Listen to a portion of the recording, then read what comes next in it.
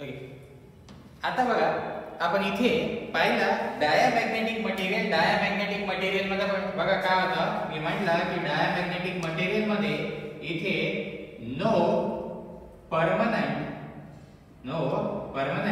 Dipole, इथे जे आहे डायपोल प्रेझेंटच नसतात जेव्हा तुम्ही पाहता हे डायमॅग्नेटिक मटेरियल. आता बघा आपण पाहतोय नेक्स्ट जो मटेरियल आपला तो आहे पॅरामॅग्नेटिक मटेरियल. आता पॅरामॅग्नेटिक मटेरियल आपल्यासाठी थोडा जास्त इम्पॉर्टंट आहे as compared to diamagnetic. Reason का काय, डायमॅग्नेटिकच्या केस मध्ये पाहिलं की डायमॅग्नेटिक मटेरियल आणि एक आपला होता अँटी फेरोमॅग्नेटिक मटेरियल, याला ऑफर आपण कन्सिडर करतो as a non magnetic material. जेव्हा एनर्जी कन्व्हर्जन करायचं आहे, एनर्जी कन्व्हर्जन करत असताना आपल्याला गरज कशाची, आपल्याला गरज आहे मॅग्नेटिक मटेरियलची. जर मॅग्नेटिक मटेरियलची गरज आहे तर मग मला सांगा अशा कंडिशन मध्ये नॉन मॅग्नेटिक मटेरियल यूज करणार का? नाही, आपल्याला पाहिजे मॅग्नेटिक मटेरियल. तर पॅरामॅग्नेटिक मटेरियल काय आहे, पॅरामॅग्नेटिक मटेरियल मध्ये बाय डिफॉल्ट इथे डायपोल्स प्रेझेंट असतात. पण इथे बाय डिफॉल्ट हे काय असतात, इथे डायपोल्स प्रेझेंट असतात. पण या डायपोल्स मध्ये कुठल्याही टाइपचं इंटरॅक्शन नसते, कुठल्याही टाइपचं इंटरॅक्शन नसते. म्हणजे काय की मला सांगा हा एरो का शो करते, एरो शो करते S2N शो करते. मला सांगा हा जर S2N हा इथे S2N हा S2N हे एकमेकांवर काय करेल, फोर्स एक्झर्ट करेल, करणार आहे ना. हे प्रत्येक एक छोटा डायपोल आपण म्हटलं हा छोटा काय राहते, सगळ्यात छोटा काय राहते ग्रेन, सगळ्यात छोटा काय राहते ग्रेन, ज्याला आपण डायपोल म्हणतो. हा डायपोल आहे. मला एक सांगा एक एरो जर असा इंडिकेट आपण शो करतो हा डायपोल मध्ये का हा करायचा S2N राहते ना, हा राहते S2N. मला एक सांगा S2N इथे आहे, इथे दिसू राहिला, मग यांच्यामध्ये फोर्सेस ऍक्ट करू राहिले का? नाही, यांच्यामध्ये कुठल्याही टाइपचं इंटरॅक्शन नाहीये. ओके, आता बघा काय अशा कंडिशनला मी काय करतो आहे, याला अप्लाय करतो आहे मॅग्नेटिक फील्ड. मी काय करतोय, याला अप्लाय करतो, इनपुट करतो अप्लाय इंटेन्सिटी. आता जसं इंटेन्सिटी अप्लाय केलं आपल्याला काय पाहिजे, आपल्याला पाहिजे मॅग्नेटायझेशन, आपल्याला पाहिजे डायपोल मोमेंट.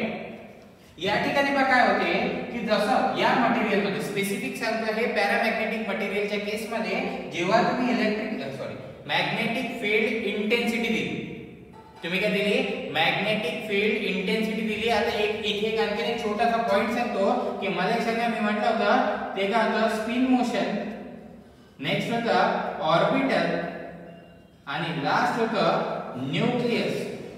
ठीक आहे, मी काय म्हटलं होतं हे गोष्ट लक्षात घ्या. मी म्हटलं होतं मॅग्नेटिक फील्ड साठी रिस्पॉन्सिबल काय आहे, हे जे आहे याच्यामुळे काय आहे मॅग्नेटिक फील्ड येते और मॅग्नेटिझम इथे कुठल्याही मटेरियल. ठीक आहे, इलेक्ट्रॉन रिव्हॉल्व करते. आता याच्यासाठी जे आहे हे आपण म्हटलं होतं की मॅग्नेटिझम येते म्हणून, पण हे जे आहे हे कशामध्ये पोरायला, याच्यामध्ये पोरायला हा मटेरियल. या मटेरियल मध्ये जर एक असेल, मी म्हटलं हा एक सिंगल आयटम आहे, या आयटम मध्ये स्पिन मोशन आहे, एकाच डायरेक्शनचे जे आहे इलेक्ट्रॉन्स काय करतात, पहिले स्वतः भोवती फिरतात. नेक्स्ट म्हटलं ऑर्बिटल मोशन, ते न्यूक्लियस भोवती, न्यूक्लियस फिरतो. अशा वेळेस काय ते तुमचं काय ते मॅग्नेटिझम येते. जेव्हा मॅग्नेटिझम येते तेव्हा मला एक सांगा, इथे मी म्हटलं होतं मॅग्नेटिझम साठी एक आणखीन जे रिस्पॉन्सिबल राहते ते राहते करंट लूप. ठीक आहे, मी दोन तीन गोष्टी बोललो होतो, या ठिकाणी आपल्याला सगळ्या गोष्टी क्लिअर करायच्या. मला सांगा हे जे पाहताय, मला सांगा मी ज्याला देतोय सप्लाय देतोय, मग मी याला देतोय मॅग्नेटिक फील्ड इंटेन्सिटी देतोय. इनपुट करायचं आपलं magnetic field intensity. Magnetic field intensity द्यायचं असेल म्हणजे काय, म्हणजे मी काय केलं, इथे एक मॅग्नेट ठेवला, हा इथे हा N पोल ठेवला. मी काय केला, या ठिकाणी काय केला, या ठिकाणी काय केलं, N पोल ठेवला. N पोल ठेवला तर एरो का, एरो इकडे एरो दिसते ना, N पासून काय होते मॅग्नेटिक लाईन्स ऑफ फोर्सेस काय होते, इमॅजिनेट होते. मी या डायरेक्शनला देतोय, मी याला इलेक्ट्रिक फील्ड देतोय का, करंट दिला काय, व्होल्टेज दिला काय, नाही. हे सगळ्या गोष्टी मी देतोय याला मॅग्नेटिक फील्ड इनपुट देतोय, इंटेन्सिटी इनपुट आहे तुमचं. इथे तुमचा करंट इनपुट नाही, इथे इनपुट जो आहे तुमचा तो आहे इंटेन्सिटी. हे मॅग्नेट नेला याच्याजवळ. आता अशा कंडिशन मध्ये बघा काय झालं, हे जे म्हटलं spin motion, orbital motion, nucleus, हे जे आहे याच्यामध्ये कोणता फ्री इलेक्ट्रॉन नाहीये. एक गोष्ट आणखी क्लिअर करतो, मला एक सांगा, हा जेव्हा इलेक्ट्रोमॅग्नेट बनवला होता, जेव्हा इलेक्ट्रोमॅग्नेट बनवतो तर इलेक्ट्रोमॅग्नेटच्या केसमध्ये काय करत असतो, याच्या सराउंड मध्ये काय करतो, वायर वाउंड करतो, डीसी सप्लाय देतो. मला एक सांगा, मी काय केलं, याच्या हा जो आहे कोअर घेतला, याला म्हणतो आपण कोअर. ठीक आहे, कोअरच्या सराउंड मध्ये काय केलं, वायर वाउंड केला आणि आपण काय केला, इथे डीसी सप्लाय दिला. मॅग्नेटिक पोल्स कशावर बनले, या कोअर वर बनले. या कोअर मधनं करंट फ्लो झाला का, हा कोअर मधनं करंट फ्लो झाला. याच्या वरती वायर होता, त्या वायर मधनं करंट फ्लो झाला. ठीक आहे, कोअर मधनं करंट फ्लो होत नाही और आपण त्याला फ्लो करवत नाही. कोअर ही कंडक्टरचाच मटेरियल राहतो. आपण म्हटलं आयरन गोष्ट करत होतोय. मला सांगा आयरन काय, iron is a good conductor of electricity आहे. तुम्ही काय करता, एक गोष्ट लक्षात घ्या. आता खूप लोकांचे ना हा छोटासा एक प्रॉब्लेम असते की सर हा कोअर आहे, याच्यावरती काय करतोय, वायर बाउंड करतोय. मी हे केलं, मग कोअर आणि याला वायर टच नाही झाला की याच्यातनं करंट फ्लो नाही होणार का. अरे नेहमी लक्षात ठेवायचं, जेव्हाही तुम्ही कॉपर वायर यूज करता, जे कॉपर वायर पाहता ना, जेव्हा कॉपर वायर यूज करता, कॉपरचा एक काय प्रॉब्लेम माहिती आहे का, कॉपरने इझिली ऑक्सिडाइज होत असते. आपल्याकडे कॉपरचे भांडे राहतात, त्याच्यावर तुम्ही बघा ते काय, त्यांचा कलर चेंज झालेला दिसेल तुम्हाला. ते का ते तो ना ऑक्सिडाइज होते, तर तो ना जसा कापूर कसा राहतो, कापूर कसा हवेत उडून जातो, तसा कॉपर पण उडतो. तर अशासाठी तुम्ही काय करत असता, कॉपरचा जेव्हा हा जर कंडक्टर असेल, एखादा कॉपर कंडक्टर, तर त्याच्यावर इनॅमल कोटिंग राहते. त्याच्यावर राहते इनॅमल कोटिंग, ज्याच्यामुळे कॉपर ऑक्सिडाइज होत नाही. इनॅमल कोटिंग इन्सुलेशनचे काम करते. जसं रबर लावतो आपण, जे आहे आपल्या जे कॉपरचे वायर असतात त्याच्यावर काय असतात, रबर लावलेले असतात ना, राहतात रबर्स. तर या ठिकाणी ते तसंच आहे. याच्यावर जर वायर वाउंड केला, याला डीसी सप्लाय दिला, तर हा कोअर मॅग्नेटाइज होणार, याच्यातनं करंट फ्लो होणार नाही. फ्री इलेक्ट्रॉन्स याच्यावर पाहत आहे. तुमचं एक इनपुट काय आहे, इंटेन्सिटी आहे. करंट फ्लो वाला कन्सेप्ट आपण बघू जसं पुढे जाऊ तसं, पण सध्या आपला कन्सेप्ट काय आहे, मी काय केलं, इंटेन्सिटी दिला. आता मला पाहायचं आहे हे जे आहे क्लासिफिकेशन केलं अकॉर्डिंग टू आपण बिहेवियर. जर अकॉर्डिंग टू बिहेवियर करतो आहे, तर अशा वेळेस या मटेरियलचं बिहेवियर काय आहे, या मटेरियलचं असं बिहेवियर आहे की जर मी इंटेन्सिटी जर दिली, तर हा मॅग्नेटाइज होतो, पण हा खूप जास्त मॅग्नेटाइज नाही होत. हा काय होतो, मॅग्नेटाइज होतो, पण खूप जास्त मॅग्नेटाइज नाही होत. याचा मीनिंग काय आहे की जर याच्यामध्ये मी म्हणतो की 10,000 डायपोल्स होत्या, मी ना नंबर घेऊन सांगतो तुम्हाला की याच्यामध्ये मी म्हणतो 10,000 डायपोल्स होते. आता काय होणार, या 10,000 मध्ये जे आहे 10-20 डायपोल काय होणार, ओरिएंट होऊन जाणार. डायपोलचं ओरिएंटेशन झालं म्हणजे मॅग्नेटायझेशन झालं. डायपोलचं ओरिएंटेशन झालं म्हणजे काय झालं, मॅग्नेटायझेशन झालं. पण खूप जास्त झालं का, या ठिकाणी किती म्हणतो मी, 10 ते 20 डायपोल्स काय होणार, ओरिएंट होऊन जाणार in the direction of applied magnetic field. पण बाकी होणार आहे का, अप्लाइड मॅग्नेटिक फील्डची डायरेक्शन कोणती, इकडे बघा, हे काय अप्लाइड फील्डची डायरेक्शन आहे. एरो दाखवू द्या आपण, नेहमी एन पासून एरो दाखवतो. हे एरो खूप जास्त इम्पॉर्टंट आहे आपल्यासाठी. हे एरो काय आहे आपल्यासाठी, खूप जास्त इम्पॉर्टंट आहे. मी एरो दाखवतो इकडे. हे जे मॅग्नेटिक फील्ड दिली, त्याच्यातलं काय झालं, याच्यातले काही डायपोल काय झाले, ओरिएंट झाले. खूप कमी अमाउंट मध्ये होतात हे, काय होतात, खूप कमी अमाउंट मध्ये ओरिएंट झाले. खूप जास्त ओरिएंट होणार नाही. पण या ठिकाणी ओरिएंट झाले तर काय झालं, आधी कसं होतं, आधी रॅन्डमली ओरिएंटेड होते. आधी काय होते, रॅन्डमली ओरिएंटेड होते. रॅन्डमली ओरिएंटेड होते तर काय झालं, की नेट मॅग्नेटिझम किती होतं, 0 होतं. पण जसं मॅग्नेटिक फील्ड दिली, तसे त्याच्यातले काही डायपोल्स काय झाले, ओरिएंट झाले in the direction of applied magnetic field. हे अप्लाइड हा मॅग्नेटायझिंग फोर्स आहे, या डायरेक्शनचा जर फोर्स दिला तर हे कोणत्या डायरेक्शनने मिळवणार आहे, याच डायरेक्शन. हे कोणत्या डायरेक्शनने मिळवणार आहे, याच डायरेक्शनने. म्हणजे इथे पहा, यांचं काहीतरी मॅग्नेटिझम आले. आता यांच्यामध्ये इंटरॅक्शन आलं. आता काय आलं, यांच्यामध्ये काय आलं, इंटरॅक्शन आलं. 1 2 3 हे एका डायरेक्शनचे, बाकीच्यांची तर नेट 0 आहे. तर इथे काय आलं, n को झालं, इथे काय आलं, s को झालं. आलं की नाही आलं. हे कसं झालं की याच्यात पहिले डायपोल्स होते, यांच्यामध्ये कुठल्याही टाइपचं इंटरॅक्शन नव्हतं. तर प्रॉब्लेम असा झाला, नेट मॅग्नेटिझम झालं 0. नेट जे मॅग्नेटिझम आहे ते किती झालं, ते झालं 0. आता तुम्ही काय करताय, जसं मॅग्नेटिक फील्ड इंटेन्सिटी दिली, तर या ठिकाणी काही डायपोल्स काय झाले, ओरिएंट झाले. आणि हे जे डायपोल्स ओरिएंट झाले, याच्यामुळे काय झालं, मॅग्नेटायझेशन झालं. झालं मॅग्नेटायझेशन. पण हे खूप जास्त झालं का? नाही. इथे काय झालं पहा, m is directly proportional to h. m is equals to psi m into h. Intensity जेवढी द्याल तेवढं मॅग्नेटायझेशन व्हायला पाहिजे, पण कोणत्या वेने होणार आणि किती मॅग्नेटायझेशन होणार हे कोण सांगते? ससेप्टिबिलिटी. हे खूप जास्त झालं का? नाही. हे काय झालं? खूप कमी अमाउंट मध्ये झालं. पण झालं कोणत्या डायरेक्शननी? In the direction of applied magnetic field. जर अप्लाइड मॅग्नेटिक फील्डच्या डायरेक्शनने झाला तर ससेप्टिबिलिटी काय आहे? या ठिकाणी ससेप्टिबिलिटी आली स्मॉल अँड पॉझिटिव्ह. हे आली स्मॉल अँड पॉझिटिव्ह. ससेप्टिबिलिटी काय सांगते? ससेप्टिबिलिटी सांगते की कोणत्या वेने या ठिकाणी जे आहे मॅग्नेटायझेशन होते. सांगते आहे कोणत्या वेने मॅग्नेटायझेशन होते. वे सांगते, डायरेक्शन सांगते, किती होते हे सांगते मॅग्नेटायझेशन. मला एक सांगा, हे इनपुट मी म्हटलं का काय? Output is directly proportional to input. शेवटपर्यंत लक्षात घ्यायचं आहे. कधीही आउटपुट भेटली जातो जेवढा इनपुट आहे, विदाउट इनपुट आउटपुट मिळत नाही. विदाउट इनपुट आउटपुट मिळत नाही. तुम्हाला इनपुट द्यावं लागेल तेव्हा काय मिळणार? आउटपुट मिळणार. जर मेटलचा पार्ट आहे असं पडलेला रुधिर, हा म्हटलं हा मॅग्नेटिक, असा मॅग्नेटाइज होते का? याला काहीतरी द्यावं लागेल तेव्हाच का होणार? हा का होणार? मॅग्नेटाइज होणार. अदरवाइज हा मॅग्नेटाइज होणार का? नाही. अदरवाइज हा मॅग्नेटाइज होणार नाही. इथे जी ससेप्टिबिलिटी राहते ती काय राहते? ती राहते स्मॉल अँड पॉझिटिव्ह.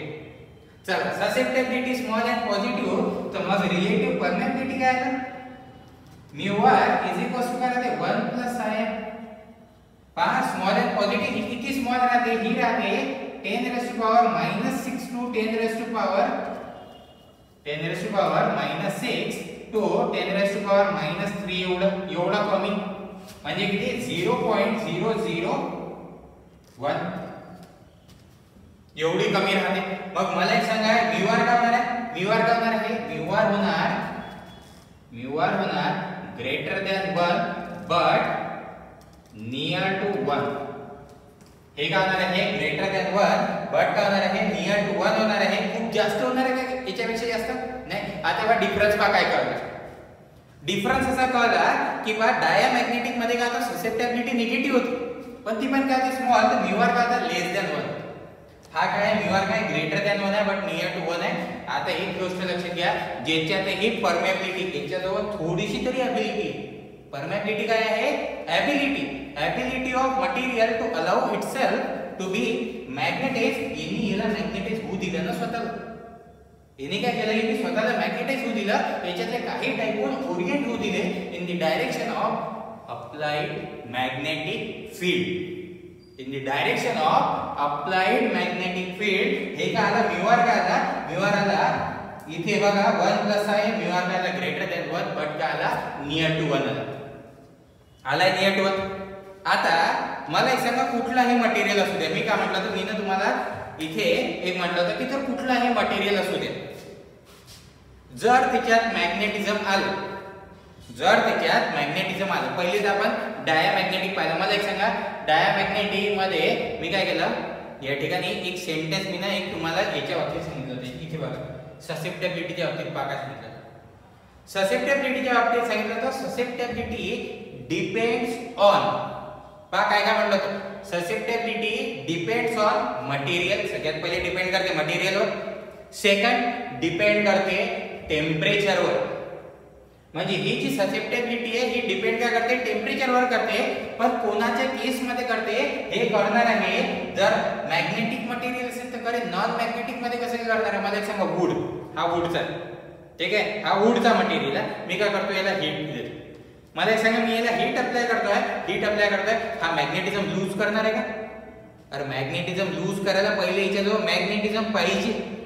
याच्याजवळ मॅग्नेटिझमच नाही आहे, तर मॅग्नेटिझम लूज करणार काय? तर जे डायामॅग्नेटिक मटेरियल होते, डायामॅग्नेटिक मटेरियल त्याची जी ससेप्टिबिलिटी होती ही होती इंडिपेंडंट ऑफ टेम्परेचर. ही काय होती?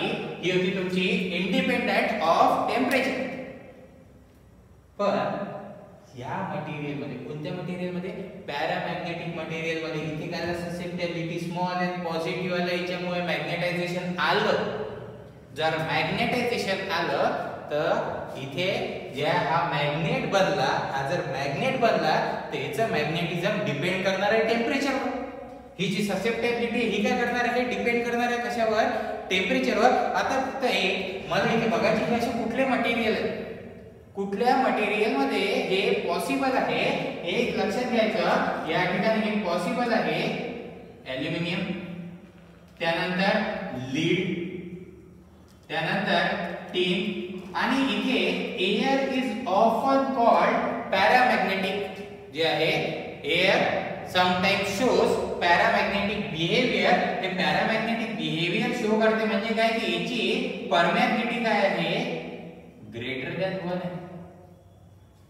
समटाइम्स, ऍक्च्युअली समटाइम्स म्हणजे काय, मला एक सांगा, आपण काय म्हणतो की मला एक सांगा, मी काय केलं होतं, मी हा जो मॅग्नेट घेतला होता, याच्या बाजूला आयरन फिलिंग्स टाकल्या होत्या, याच्या बाहेरून लाईन्स ऑफ फोर्सेस फ्लो होत होते.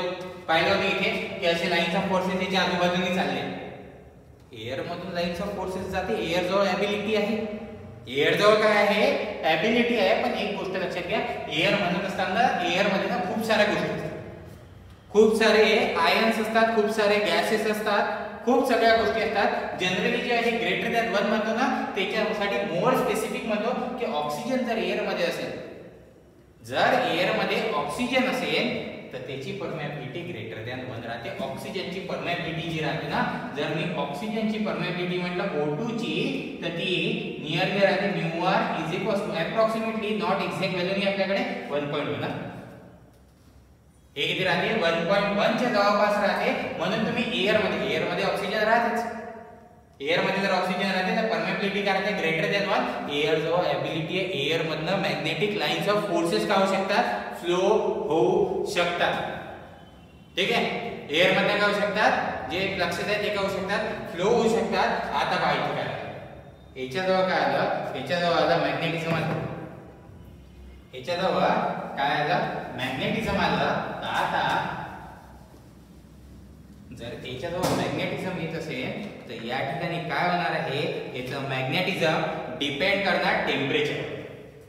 आता याचं जे मॅग्नेटिझम आहे ते काय करणार आहे, डिपेंड करणार आहे टेम्परेचरवर. कसं करणार ते करणार, इथे जी ससेप्टेबिलिटी आहे psi m ही राहणार inversely proportional to temperature.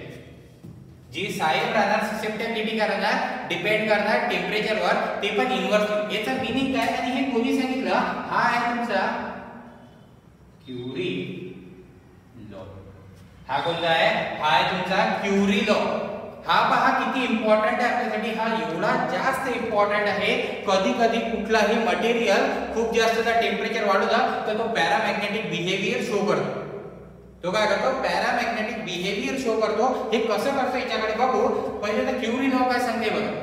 Curie law म्हणते की जर तुम्ही टेम्परेचर जर वाढवलं तर ससेप्टेबिलिटी काय होणार आहे, इनव्हर्स रिलेशन. टेम्परेचर जर वाढवलं तर ससेप्टेबिलिटी काय होणार आहे, कमी. ससेप्टेबिलिटी कमी म्हणजे काय, मॅग्नेटायझेशन कमी. म्हणजे जर टेम्परेचर जर वाढवत गेले तर हा काय करणार आहे, याचं मॅग्नेटायझेशन काय करणार, लूज करणार. कसा लूज करणार, मला एक सांगा. याच्यामध्ये काहीतरी बिचारे डायपोल्स होते जे ओरिएंट झाले होते, त्याच्यात हीट प्रोव्हाइड करणार. हीट प्रोव्हाइड केली तर ते आयटम्स काय होणार, व्हायब्रेट होणार. आयटम जर व्हायब्रेट झाले तर ते काय करणार, ते इथे जे आहे डोमेन्स, ज्याला ऍक्च्युअली डोमेन्स म्हणतात, ज्याला म्हणतात डोमेन्स. डोमेन्स जर व्हायब्रेट व्हायला लागले तर या ठिकाणी यांचे जे ओरिएंटेशन आहे ते करून जाणार आहे, चेंज होऊन जाणार. ओरिएंटेशन चेंज झालं म्हणजे काय की तुम्ही मॅग्नेटायझेशन झालं पण यांचं ओरिएंटेशन चेंज होऊन गेलं म्हणजे हा काय करणार आहे, लूज काय करणार आहे, याचं मॅग्नेटिझम काय करणार, लूज करणार. हा मॅग्नेटिझम लूज करणार. तर इथे ससेप्टेबिलिटी जी आहे ती काय आहे, इनव्हर्सली प्रोपोर्शनल टू टेम्परेचर. जेवढी ससेप्टेबिलिटी जास्त, एक गोष्ट लक्षात घे, जेवढी ससेप्टेबिलिटी जास्त तेवढं जास्त मॅग्नेटायझेशन, तेवढं जास्त काय मॅग्नेटायझेशन. या ठिकाणी काय झालं, क्युरी लॉ ने काय म्हटलं, इथे हे म्हणजे psi m, याला मी स्पेसिफिक लिहितो psi m फॉर पॅरामॅग्नेटिक. हे जे आहे क्युरी लॉ फक्त पॅरामॅग्नेटिक मटेरियल साठी जे आहे अप्लिकेबल आहे. बाकी ठिकाणी हा अप्लिकेबल नाही, असं लावायचा नाही, कुठे पण लावायचा नाही. या ठिकाणी हा काय राहते, हा राहते C डिवाइडेड बाय T. आणि हे काय आहे, हे आहे तुमचा क्युरी कॉन्स्टंट. हा काय तुमचा क्युरी कॉन्स्टंट. याचं पण म्हणणं काय आहे, येथे याचं म्हणणं काय, हा आहे टेम्परेचर, हा आहे ससेप्टेबिलिटी psi m. ठीक आहे. याचं म्हणणं आहे की जसा जसा टेम्परेचर वाढणार ससेप्टेबिलिटी काय होत जाणार आहे, कमी कमी होत जाणार. ठीक आहे.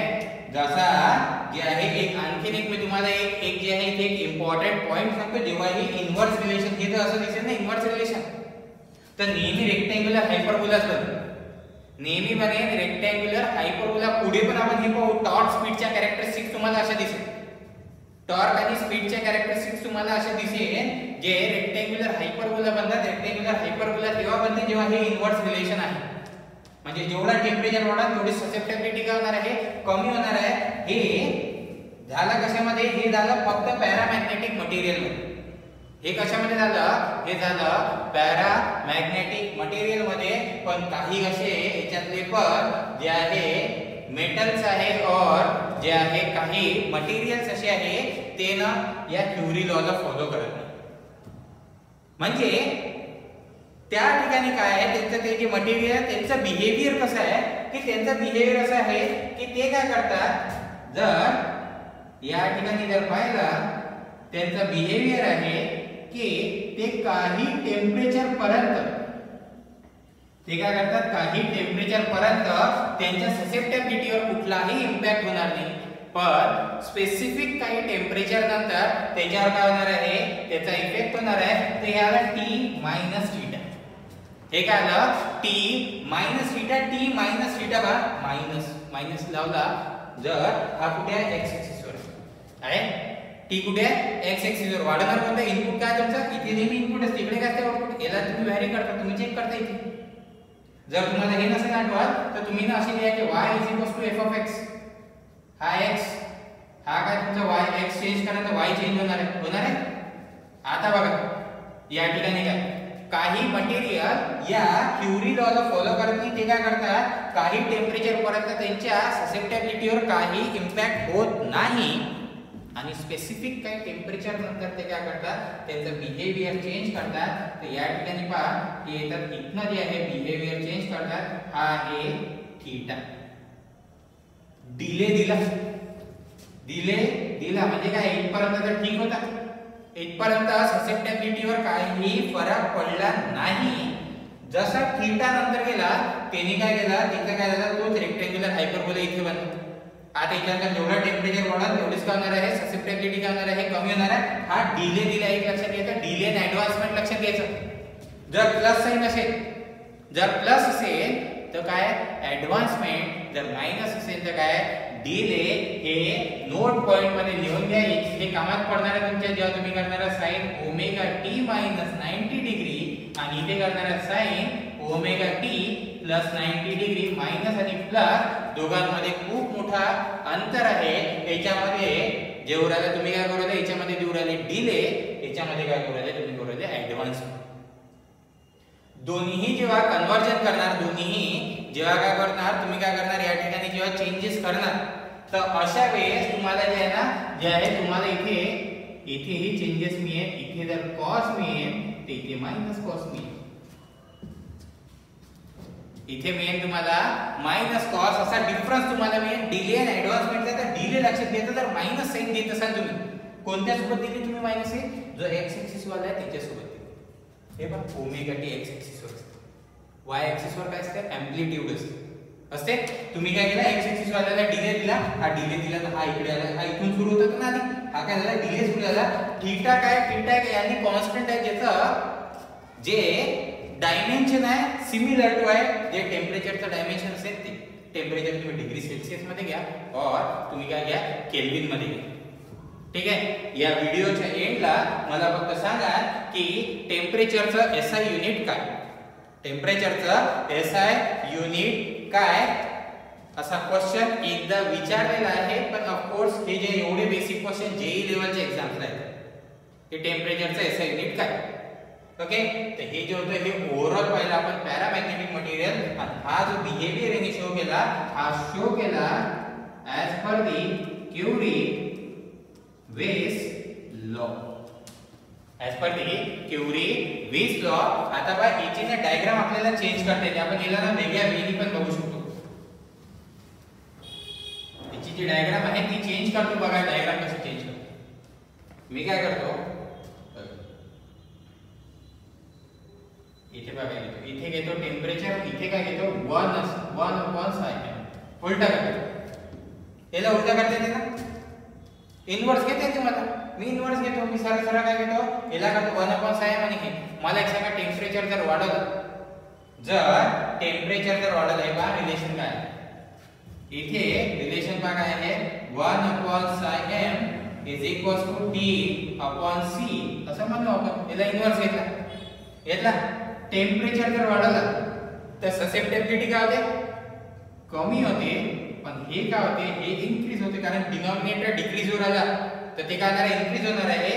तर हे काय मिळेल तुम्हाला, हे मिळेल नसतं, हा मिळेल 1/m is directly proportional to T, हा मिळेल असं. ओके. आणि जर तुम्ही जर याच्यात डिले देणार तर डिले दिल्यावर काय येणार आहे, डिले दिल्यावर काय येणार आहे असा, हा काय आहे, हा येणार आहे 1/m is equals to T minus theta. ठीक आहे, directly proportional to T minus theta. हा काय आला, डिले आहे, हा काय आला तुमचा डिले आलेला आहे. कळते, हे जे आहे हे आहे तुमचा पॅरामॅग्नेटिक मटेरियल. आणि आपण पाहिलं पॅरामॅग्नेटिक बिहेवियर, की पॉइंट काय आहे, की पॉइंट आहे की पॅरामॅग्नेटिक मटेरियल मध्ये मॅग्नेटिझम तर होत आहे, पण ते होत आहे खूप कमी प्रमाणात होत आहे, म्हणून त्याची ससेप्टिबिलिटी काय कमी, रिलेटिव्ह परमेबिलिटी काय कमी, बट किती, ती काय greater than 1 but near to 1. आणि आपण एक पॉइंट इथे मेन्शन केला होता, for any good magnetic material it must have high value of permeability. Permeability काय पाहिजे, एबिलिटी काय पाहिजे आपल्याला, पाहिजे जास्त पाहिजे. आता पाहिलं हे सगळं बिहेवियर पाहिलं, पण हे बिहेवियर होतं आपलं पॅरामॅग्नेटिक बिहेवियर मटेरियलचं. आता जे मोस्ट इम्पॉर्टंट आहे माझ्यासाठी, जे मटेरियल मी ऍक्च्युअल मध्ये यूज करतो, जे मटेरियल मी ऍक्च्युअल मध्ये यूज करतो ते मटेरियल आहे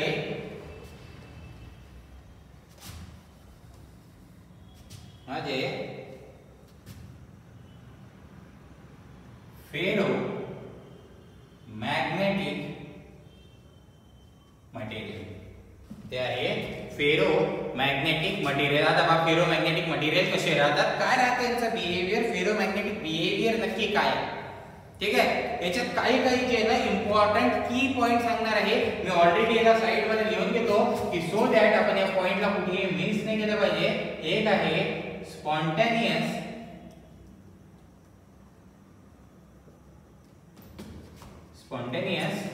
मॅग्नेटायझेशन. नेक्स्ट आहे या ठिकाणी मॅग्नेटोस्ट्रिक्शन. नेक्स्ट आहे मॅग्नेटिक एनिसोट्रॉपी. मॅग्नेटिक एनिसोट्रॉपी हे ना हे जे की पॉइंट्स आहे, हे की पॉइंट्स आपल्याला बघायचे आहे, जे पाहणार आहे आपण फेरोमॅग्नेटिक मटेरियलच्या बिहेवियर मध्ये. आता फेरोमॅग्नेटिक मटेरियल सगळ्यात चांगला मटेरियल.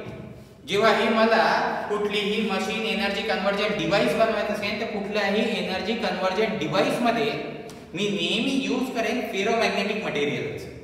ठीक आहे, त्याच्यात काही जे आहे चेंजेस तर करणारच आहे. ऑफकोर्स तुम्ही जे आहे तुम्ही यूज करताना ना तुम्ही असं ऐकता की तुम्ही यूज केलं जे आहे कोअर कशाचा बनवला, तुम्ही कोअर बनवला सिलिकॉन स्टील लॅमिनेशनचा. तुम्ही काय केलं, कोअर बनवला सिलिकॉन स्टील लॅमिनेशनचा.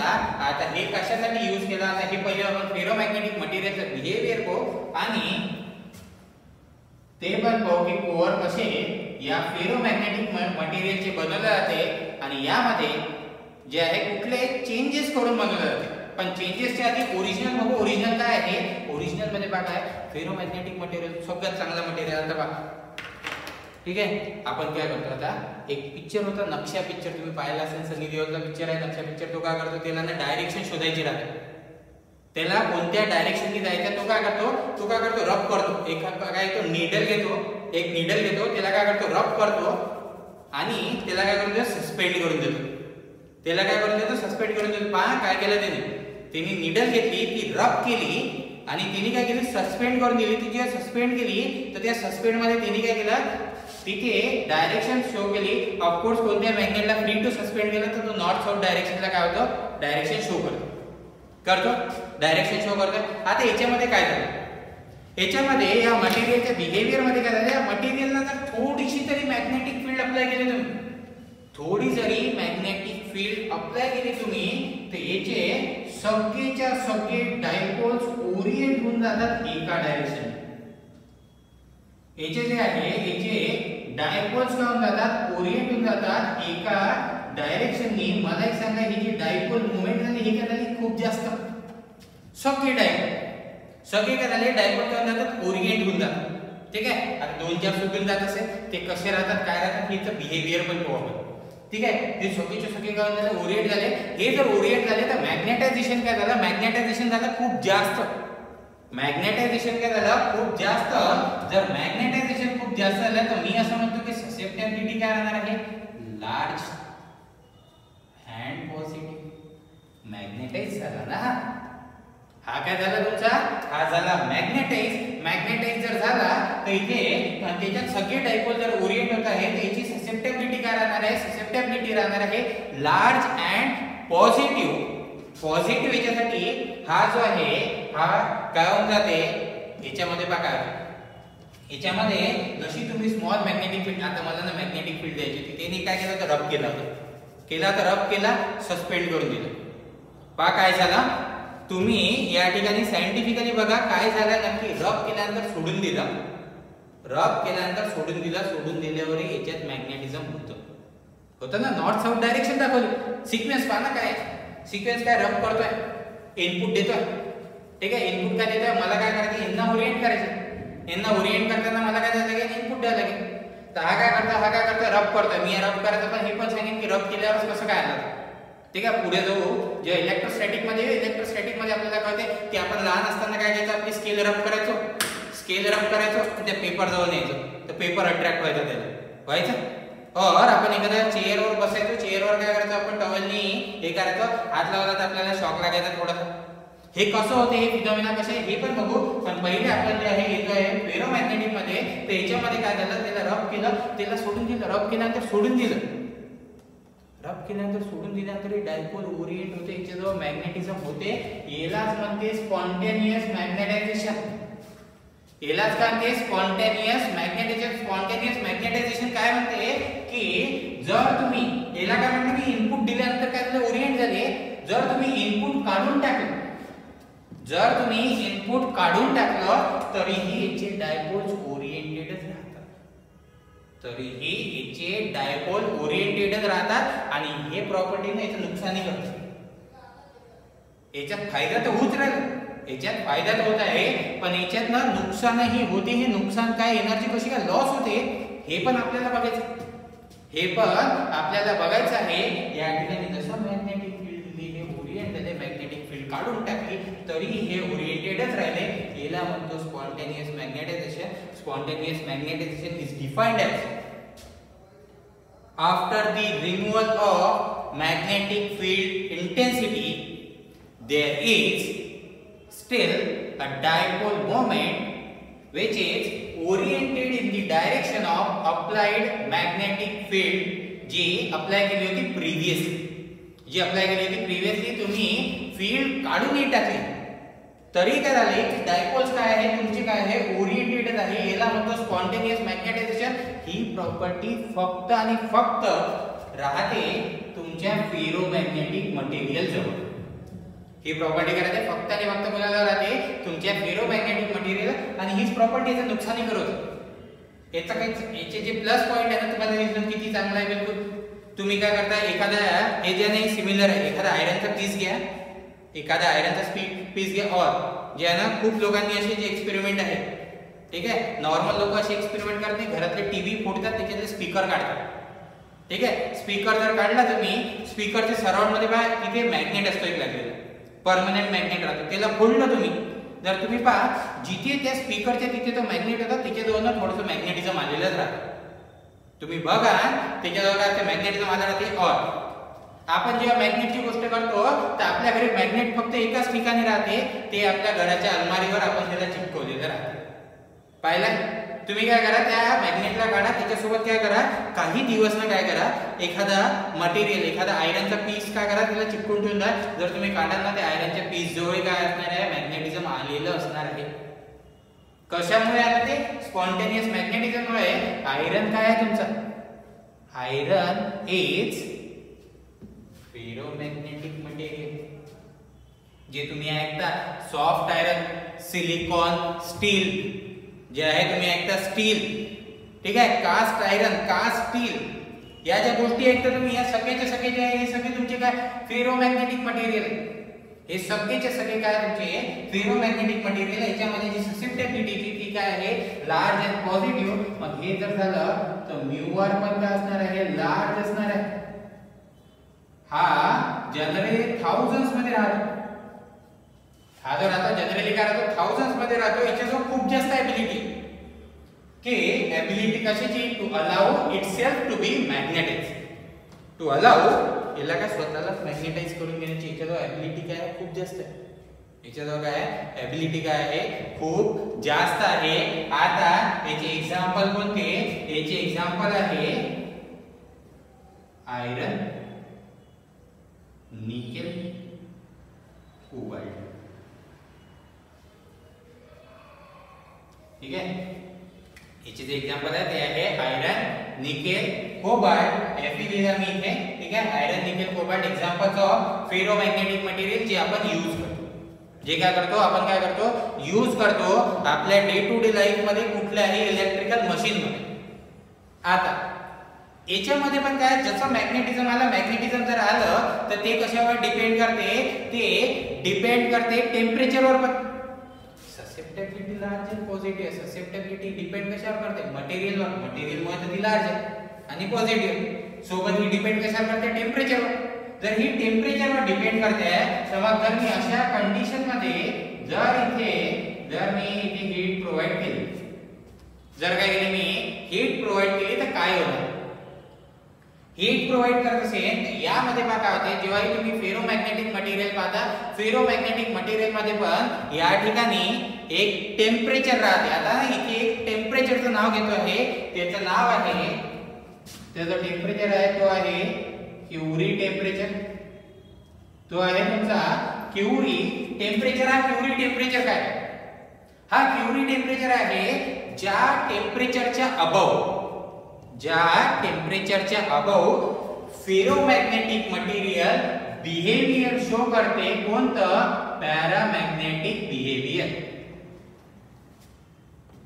काय म्हणतोय मी, की कोणत्या टेम्परेचर नंतर, क्युरी टेम्परेचर नंतर फेरोमॅग्नेटिक मटेरियल बिहेव करते ऍज अ पॅरामॅग्नेटिक. त्या टेम्परेचरला म्हणतो आपण क्युरी टेम्परेचर.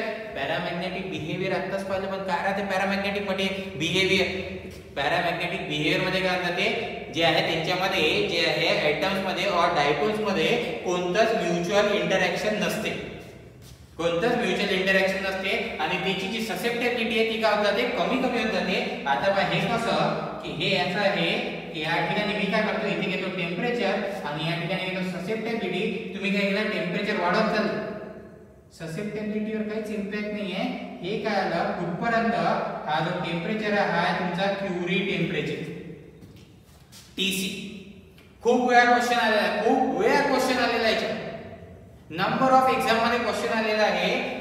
हा जो क्युरी टेम्परेचर आहे, क्युरी टेम्परेचरच्या नंतर हा जो फेरोमॅग्नेटिक मटेरियल आहे यूज करते स्पॉन्टेनियस मॅग्नेटायझेशन, आणि हा बिहेव करते as a paramagnetic material. Paramagnetic material मध्ये रिलेशन पाहिलं ना आपण, की susceptibility inversely proportional to temperature. म्हणजे या टेम्परेचर पर्यंत हा काय होता, फेरोमॅग्नेटिक. याच्या नंतर काय झाला, हा झाला पॅरा. हा काय झाला तुमचा पॅरामॅग्नेटिक, ज्याच्यामध्ये ससेप्टिबिलिटी काय राहते, इनव्हर्सली प्रपोर्शनल टू काय राहते, टेम्परेचर.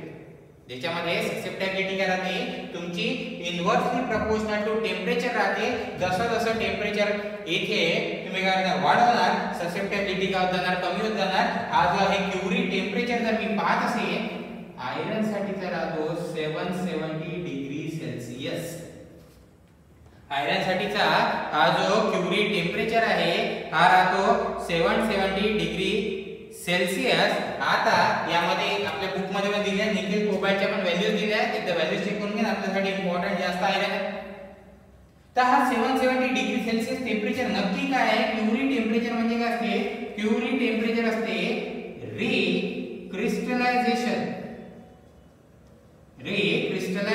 टेम्परेचर. हे रिक्रिस्टलायझेशन टेम्परेचर काय आहे की ज्या टेम्परेचरवर नवीन ग्रेन्स, आता ग्रेन्स सांगा काय असते? ग्रेन्स सांगा काय असते? मी म्हणतो आहे रिक्रिस्टलायझेशन टेम्परेचर जे राहते 770 डिग्री सेल्सिअस, याच्या वरती या मटेरियल मध्ये नवीन ग्रेन्स फॉर्म होतात. ठीक आहे.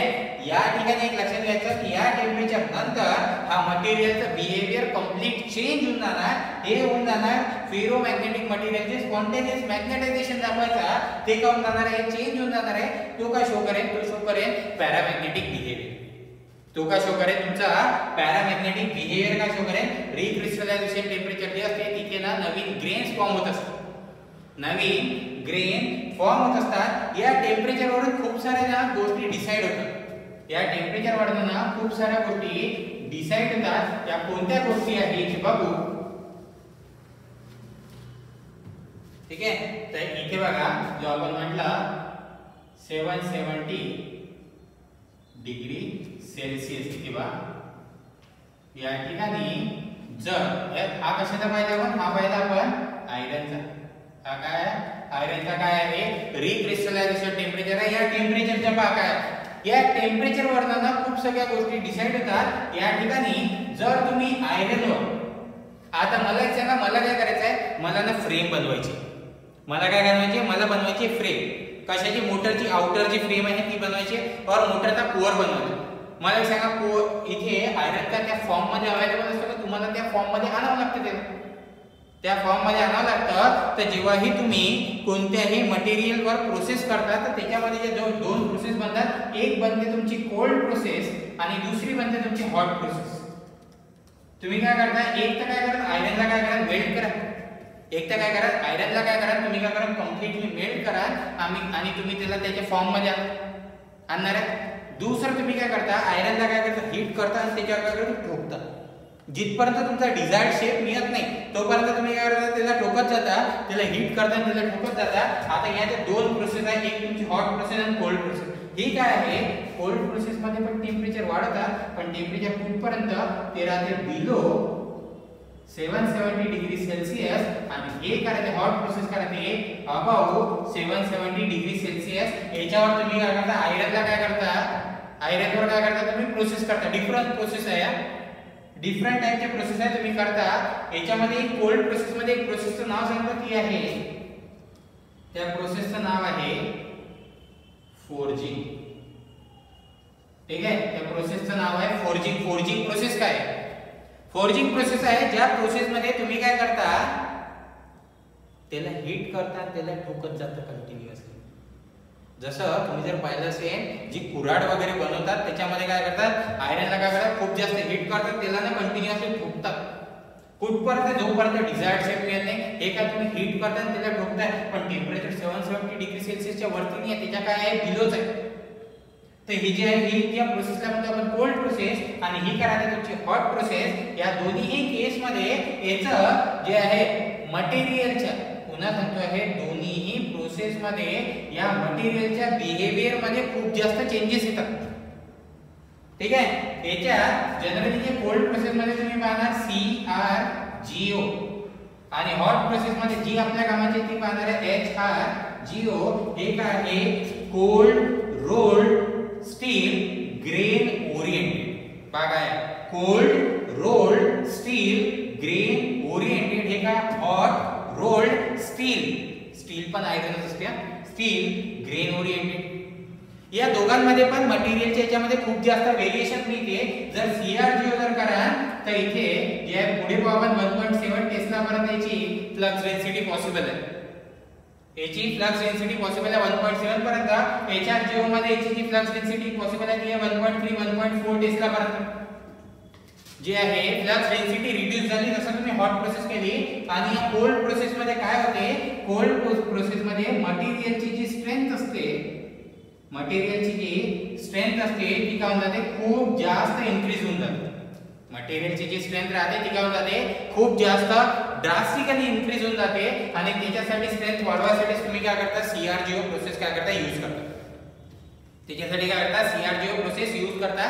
जनरली जेव्हाही तुम्ही ट्रान्सफॉर्मरचे कोअर बनवता ना, जे ट्रान्सफॉर्मरचे कोअर बनवता, ट्रान्सफॉर्मरचे कोअर हे बनवता तुम्ही CRGO प्रोसेसनी.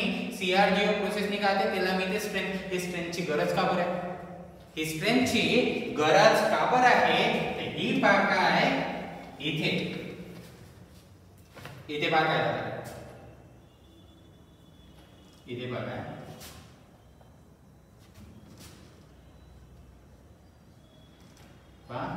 एक एक आपण पाहतोय कोअरची स्ट्रेंथ वाढवायची गरज का बरं पडली, हे पण बघा. याच्या मागे रिझन आहे, प्रत्येक गोष्टीच्या मागे काय रिझन आहे बघा. आता पहा की काय झालं की तुमच्याकडे काय केलं, तुम्ही काय केलं, आता ट्रान्सफॉर्मर ऑफकोर्स कशावर यूज करता, AC वर यूज करता AC वर. AC वर जर यूज करले तुम्ही सायनोसायडल सप्लाय द्यायचे, हळूहळू आपण जाऊ त्याच्यावर, पण थोडंसं इथे समजून घेण्याचा प्रयत्न करा. पुढच्या लेक्चर्स मध्ये जसं इलेक्ट्रोमॅग्नेटिक इंडक्शन वगैरे ना, त्याच्यामध्ये हे जास्त अजून क्लिअर होईल. ट्रान्सफॉर्मर मध्ये नेहमीच फ्लक्सचं नेचर असते, फ्लक्सचं नेचर असते अल्टरनेटिंग. फ्लक्सचं नेचर आहे अल्टरनेटिंग. अल्टरनेटिंग म्हणजे काय, पॉझिटिव्ह हाफ सायकल जर हा N पोल बनला तर हा S पोल इथे राहते, निगेटिव्ह हाफ सायकल आली तर हा काय बनते, हा N पोल बनते, हा S पोल बनते कोअर मध्ये. ठीक आहे, कोअर मध्ये काय बनते, हा N पोल, हा S पोल बनते. आता अशा कंडिशनला बघायला, अशा कंडिशनला काय झालं की तुमचं काय झालं, डायपोलचं ओरिएंटेशनच काय झालं, चेंज. डायपोलचं ओरिएंटेशन काय झालं, चेंज. ओरिएंटेशन म्हणजे हा डायपोल आहे ना, हा पूर्ण फिरला आणि हा पूर्ण फिरून आला इथे. हा काय आला, पूर्ण फिरून आला इथे आला. जेव्हा हे असं चेंज होते, जेव्हा काय करते, मॅग्नेटिक फील्ड काय होते, चेंज हो राहिले, रिव्हर्सल होऊ राहिलं, रॅपिड रिव्हर्सल होऊ राहिलं. एका हा डायपोल कधी इकडे आहे, कधी इकडे, कधी इकडे. हे जेव्हा चेंजेस होत जाते ना, तेव्हा ना याच्यामध्ये ना स्मॉल डायमेन्शन मध्ये चेंज होते, एक छोटा ना डायमेन्शन मध्ये चेंज होते. हे काय राहते, जेव्हाही तुम्ही ट्रान्सफॉर्मर जोडता तुम्हाला ना एक हिसिंग नॉइज येत राहणार कंटिन्युअसली. तुम्हाला काय जाणार, हिसिंग नॉइज येत राहणार. हा हिसिंग नॉइज कशामुळे आला, आला तुमचा मॅग्नेटोस्ट्रिक्शनमुळे. हा कशामुळे आला, मॅग्नेटोस्ट्रिक्शनमुळे. हळूहळू जाऊ त्याच्यावर तुम्हाला क्लिअरली कळेल. हा मॅग्नेटोस्ट्रिक्शन फिनॉमिना आपण ट्रान्सफॉर्मर मध्ये पण बघू. याच्यामध्ये काय असतात, हे ट्रान्सफॉर्मरचे कोअरचे लॅमिनेशन असतात, कोअर लॅमिनेशन असतात, लॅमिनेशन यूज करतात. ठीक आहे, आता हे जर व्हायब्रेट व्हायला लागले तर हे निघून जाणार. ठीक आहे, या ठिकाणी काय होणार, याच्यावर काय ना खूप जास्त मेकॅनिकल स्ट्रेसेस येतात. तर तुम्हाला काय हे काय पाहिजे, मेकॅनिकली जे आहे साऊंड पाहिजे, मीन्स इथे काय इनफ मेकॅनिकल स्ट्रेंथ पाहिजे की त्यांनी जे मॅग्नेटोस्ट्रिक्शन होऊ राहिलं, ज्याच्यामुळे ते तुम्हाला आवाज येऊ राहिला, नॉइज, त्याला काय करू शकलं पाहिजे, सस्टेन करू शकलं पाहिजे. त्याला काय करू शकलं पाहिजे, सस्टेन करू शकलं पाहिजे. हे काय, हा जो फिनॉमिना आहे त्याला काय म्हणतो आपण, मॅग्नेटोस्ट्रिक्शन. त्याला काय म्हणतो आपण, मॅग्नेटोस्ट्रिक्शन. याचा जो एक लास्ट पॉइंट राहिला फेरोमॅग्नेटिक मटेरियलचा, तो आहे मॅग्नेटिक एनिसोट्रॉपी.